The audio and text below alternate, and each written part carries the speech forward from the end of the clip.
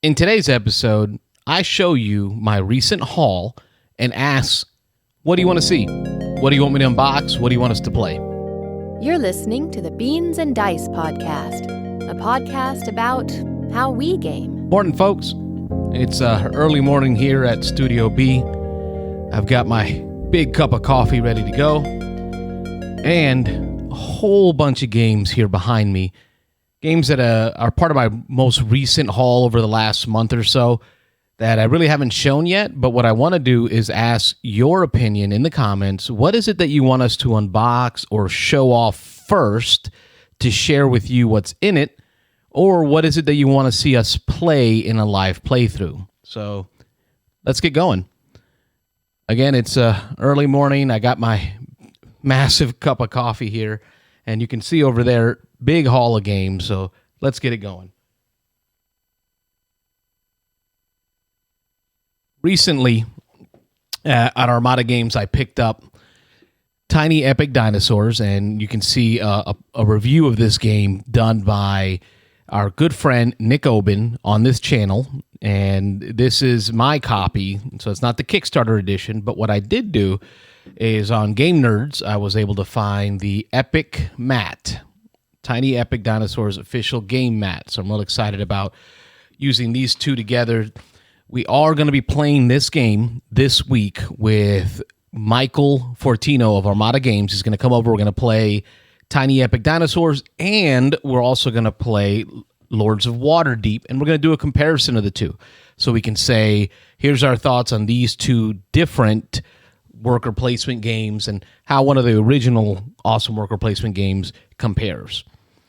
And then here I've got from, again, Armada Games, I picked up Silver and Gold. This is my second copy of this game. My first copy I picked up and I took it with me to Georgia. We had so much fun playing this with family up in my last trip in Georgia Labor Day weekend that I left it with my cousin. Silver and Gold is a flip and fill game. So almost like a roll and write, except for using cards to complete it. So this is Silver and Gold. In a Target run, I picked up some small games that they had. Pandemic Hot Zone North America, which is supposed to be Pandemic in a faster, cleaner version. So it's supposed to be a fast, clean way to play Pandemic in like 15, 20, 30 minutes tops. So this is something that I love. Pandemic. Excited to get that one. This is Just One. We played this at the Escape WinterCon. Was my first time playing it. David Carlton brought it with him, and I really loved it. Thought it was a great family game, so I put this one on my list to buy, and I got it. So it's Just One. Oh, Pan Am, another Target game that I picked up, and this game is, I guess I would say it's like a Ticket to Ride, but a little more complex. So it's a route purchasing game where you're laying routes with your airplanes in hopes that Pan Am, the largest airline of that time, decides to purchase your airline routes. So it's an economic game where you're building routes in order to get the bigger company to recognize you and buy your routes from you, and that's how you earn money. This one is an Armada Games purchase. It's a Avalon Hill game. Scooby-Doo, Betrayal at Mystery Mansion. So this is one of my favorite games is where this comes from, which is Betrayal at House on the Hill, one of the games that my wife and I played many, many years ago, many hours of it, but this is a kid-friendly version, and we do have small children here at Studio B, so this is one that I want to get to the table with those smaller kids. Again, this is Avalon Hill's Betrayal at Mystery Mansion. Oh, this one's I'm excited about for my Wargamer friends. This is Command and Colors Ancients, the #1 expansion, which is Greece and Eastern Kingdoms by GMT Games. I have Command and Colors Ancients expansions 2 and 3, but in order to do the Spartans expansion, I have to have expansion 1, so this was my purchase to kind of begin filling in my collection so that I can get the Spartans expansion and play kind of a this is Sparta 300 feeling game. So this is Command and Colors Ancients by GMT Games. Here's another Target game that I picked up. This one is by Spin Master.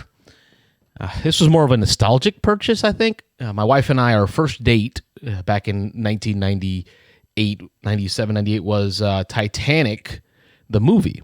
So when I saw this game, and actually I saw it played on Board Game Coffee, and actually it looked pretty good. So it looked like a fun race game where you're racing to complete your objectives. You're racing to save as many people on the ships. You're playing the characters from the cinematic movie. So that's where I thought this would be a fun nostalgia game. Again, this is Titanic the Game by Spin Master Games. This one I scooped up fast. I purchased this one at Armada Games. We played this at the Board Game Cafe, Your Turn, with Dan and Michael and Rob. We didn't get it on video, but it was a play night, and I was told this is going to be one of the more complex games that I'd play in a long time. And I got to say it was up there, but it wasn't too hard. But I had so much fun playing this game. It's a Roxley game, Brass Birmingham, so it's a redo of Birmingham. So the components are all new. The artwork is gorgeous. I've already had the Roxley chips, the game counters. So if you've seen my video on that, you know how much I enjoy the Roxley game counters. This is the retail version of Brass Birmingham, not the Kickstarter version. So if you want to see that, let me know. That's Brass Birmingham by Roxley Games. Oh, and I did get some Blood Bowl stuff. I don't have it all here in front of me, but this is the new Snotlings pitch. So I got the Snotlings team, the Snotling dice. I've got the Snotling pitch and the Spike magazine with all the Snotling rules in it. This is the new team in Blood Bowl called the Snotlings, and they're just small little goblin dudes, and it's supposed to be just a ton of fun to play. So this is the board game, or the Blood Bowl purchase, my recent Blood Bowl purchase from Armada Games. So I will be having more content on that. Quacks. The Quacks of Quedlinburg by North Star Games. This is another purchase from Armada Games. I picked this one up recently because I'm told this is supposed to be the gateway game of all gateway games. This is like the game that you're should play with new gamers. It's supposed to be simple, push your luck game. I love the look of the game and the idea of push your luck, so I'm hoping to get this one to the table played soon.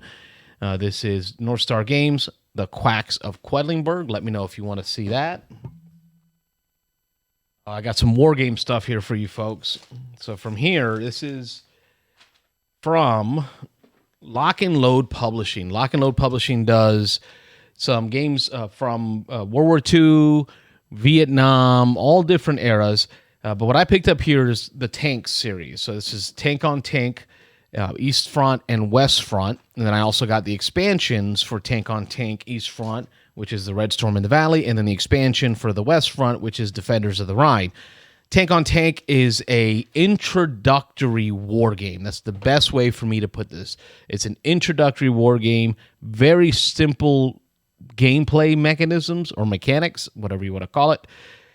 But it allows you to teach new war gamers concepts such as command and control, concepts such as rolling dice for attack modifiers, group fire, armor values, movement. So all these different things that are concepts in all war games. This will introduce someone into it. I'm highly looking forward to getting this one to the table. I think this can be one of my pub games because it's so light beer pretzels that it could be a game that I could take to the pub to enjoy with a friend while having some beers and playing a little bit of tank games. So this is Lock and Load Publishing's Tank on Tank. Let me know if you want to see more. And in the war game front, I've got Pike and Shotte. So Pike and Shotte is a war game, a full-on rule-booked war game set in the 16, 17, 1800s when pikes were used in conjunction with arquebus or rifles or musket fire to wage war. And in this setting, the reason I got into this setting is my buddy William, and you've seen him on the videos, loves samurai and Japanese warfare in the 14 to 1600s.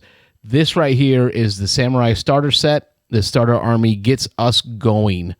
It gets us playing fast, enough models to, it's over like 100-something models to be able to play in that Japanese samurai setting. So Will and I are looking forward to getting this one to open, unboxed, to the table, and show you how we battle in that samurai age.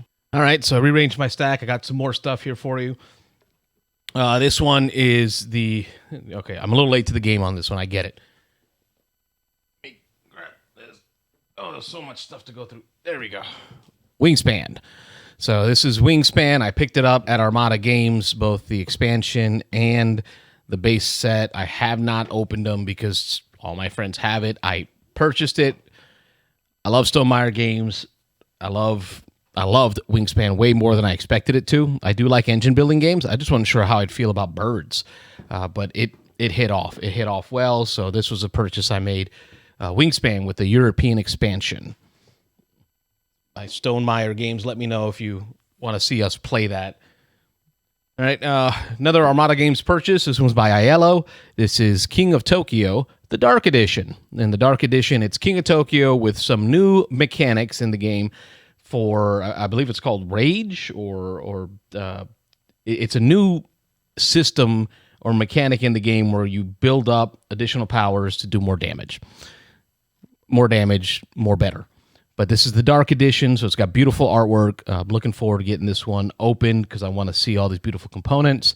I love King of Tokyo. My kids love King of Tokyo. How can you go wrong with more King of Tokyo? Here's a Target purchase.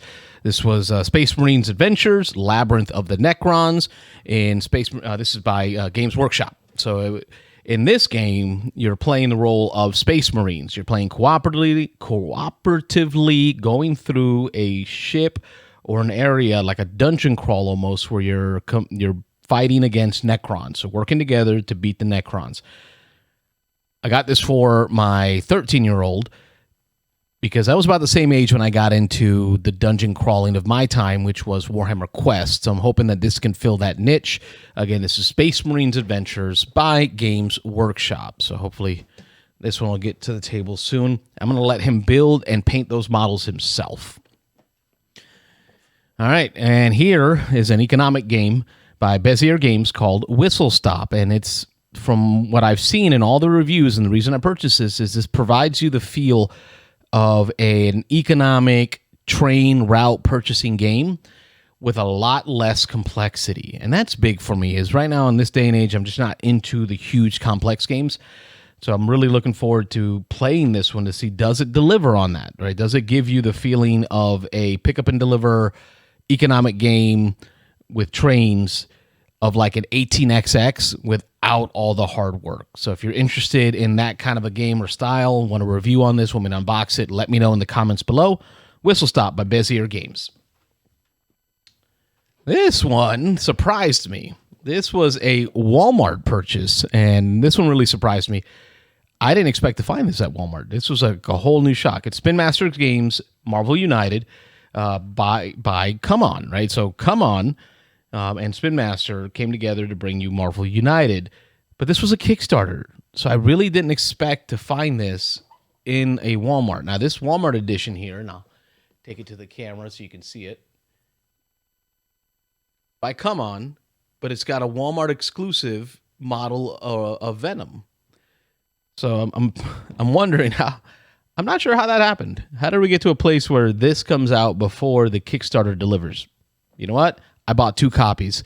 One for my youngest kid who's 9, and then one for me to put away because as much as I enjoy playing games with my kid, I know that my kid can tear stuff up. So I wanted him to have his own copy that he can get into with his friends, and then a copy for the Game Shelf collection. This game here is a new release by Stonemaier Games, Pendulum. So again, I'm a big fan of Stonemaier Games. This version is from the first printing, and it is number 06969 out of 12,000. I'm excited to get this one because I love Stonemaier Games. The quality of the games are gorgeous. I'm looking forward to opening this one up to unbox it because the components look just great. The idea of the sand timers, of a worker placement game without, not only without rounds, but without, turns. So it's just like a turnless game is interesting, very interesting to me in just learning and trying new things, right? So the experience of playing this game, I think, is going to provide some insight for me in how to think about games differently than just the basic, you take a turn, I take a turn, we take a round. So this is Pendulum by Stonemaier Games. Again, comment below. What do you want to see? This one here. We do have an unboxing on our channel for this one, smartphone. But this is my copy. I don't do Kickstarters often at all. I like to see games come out, play them, make a decision on my own if I want to buy it. I played this one, and I made the decision to buy it. I found it, and I bought it. This is Arcane Wonders Smartphone Inc. And in this game, you're playing the role of smartphone companies, and you're building your company, upgrading your technology for your phones, but trying to not do it in a way that prices you out of certain markets, because certain markets can only afford certain level of phones. So if you build a phone that's real high-tech, real expensive, you might price yourself out of certain markets. But you also want to build those high-tech phones if you want to get into certain markets that are looking for that type of phone. And then the way you choose your actions in this game using a tablet, so there's two or three cards that you lay on top of each other in the form of a tablet, and whatever icons are showing on those cards after you've completed your blind or your hidden selection are going to be the actions you take that round. It's a weird action selection mechanic that I really, really liked. So this was a purchase that I made for myself. Smartphone Inc. by Arcane Wonders. Let me know if you want to see us play that here on this channel. All right, so now I'm going to get into some of the hobby stuff that I've purchased. So this is the big bad boy right here, and this is Vallejo's Game Art Paint. This is Game Air, excuse me. The Game Air system, I'll pop it open for you, is paint specifically designed for airbrushing. It's already thinned out for airbrushing. So I'm not good at painting. I'm nowhere near. I'm not a fan of it. Don't like it. I enjoy my airbrush. But all that technical knowledge you need to have to be able to make sure your paints are watered down to a certain level, make sure that you're doing it with certain techniques. Those are the things I struggle with. So I'm really looking for shortcuts to help me with painting. And when I saw that you can purchase game color in air product, meaning that it's already thinned down and watered down specifically for airbrushes, this to me is going to help me with base coating models faster. So I'm looking forward to using the airbrush with the airbrush station that I purchased. And y'all can see the airbrush station video on this channel where I display, show off, and review the airbrush station. Also purchased some game color inks, and Daniel Erdzik of Grey Board Gamer showed me some awesome stuff that he does with his inks, where he uses them to create almost like a comic book look to his models. So I was really excited to find these on Amazon for, I think it was like $15-20, but a set of inks in all different colors. Really what I wanted was the black, but the black on its own was so expensive that I decided to buy the full set. This is going to allow me to ink or glaze, as it's called, certain items. And here we have some more air. So this is air paints by Vallejo, but these are the metallics. So you'll see here, these are metallic color paints such as silvers, bronze, golds. And what they've done here is not only did they already water them down for airbrushing, they've also pulverized the metal flake to such a level that it won't clog your airbrush. It's much less likely to clog your airbrush. So that's real important because you really can't get those thick paints through, because metallic paints do have metallic flake in them. That's how they get that shine. They put actual flake in there, and that'll clog an airbrush. But this air set here is supposed to have it pulverized to such a level that it won't clog your airbrush. So here's some more metallic paint. And then finally on the modeling side, I'm going to reach over here and grab these.